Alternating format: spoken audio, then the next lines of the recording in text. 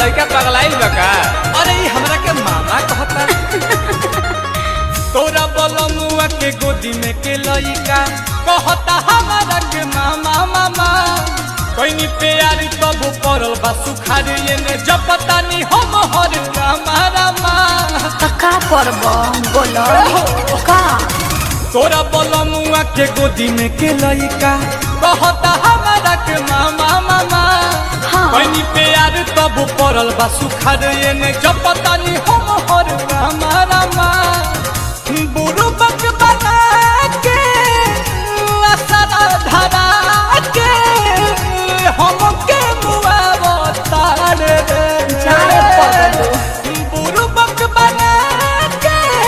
ना हो असरा धरा के रोजो मुआ तार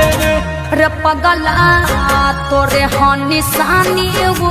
खेला बतार रे पगला तोरे हो निशानी वो खेला बतार रे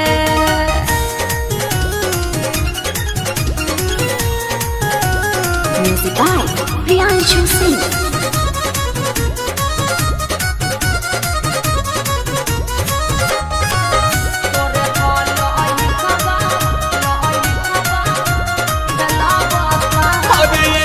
बेरी तो हमसे भारी मुलाकात बाई आज पूरा मारो के दीनावा भइल सफल तोरा पहिल मिलन अब चिर के देखाई का सिनावा अरे तू विश्वास कहे नहीं खकर अरे ये के बेरी तो हमसे भारी मुलाकात बाई आज तोरा मारो के दीनावा भइल सफल तोरा पहिल मिलन अब चिर के देखाई का सिनावा सपना दिखा के ससुरा में जाके हमके फुसिलावो तार रे सपना दिखा के ससुरा में जाके हमके फुसिलावो तार रे पगला तोरे हो निशानी वो खेला बतार रे पगला तोरे हो लइका बाबू खेला बतार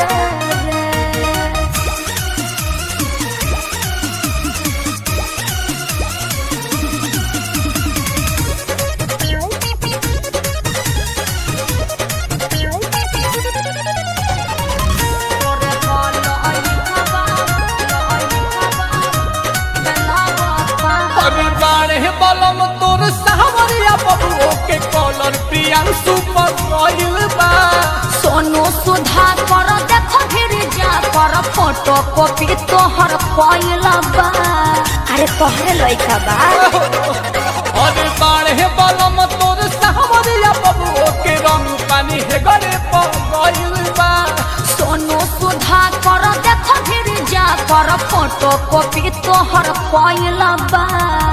निहिल कमाल के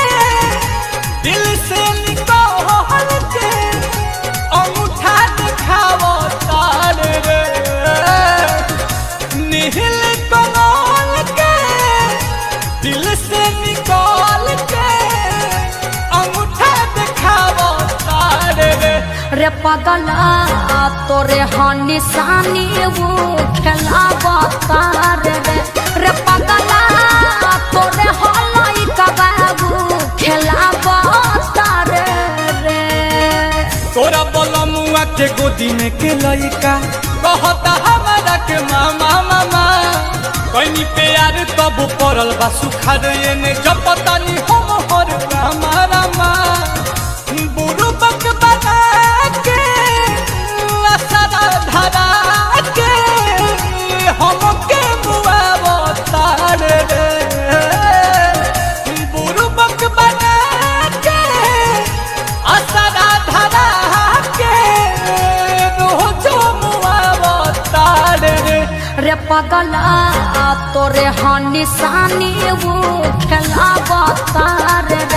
रे पगला तोरे हो लइका बाबू खेला बतार रे जाए पगलू अब तो समझ जा।